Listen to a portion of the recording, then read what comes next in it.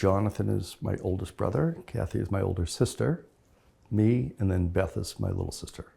You know, ever since we were little, like very young, my mother would call us, and we used to make fun of her. We would imitate her doing this. Would call us over to the window in our house because you could see the Western Mountains. And she'd say, "Oh, kids, come, look at the sunset." And we didn't appreciate it because we were little kids.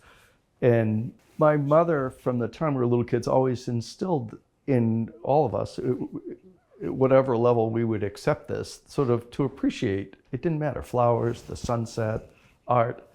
And that is something that's, you know, very much a part of my life. My wife and I collect a few things. We collect baskets, and Native American baskets.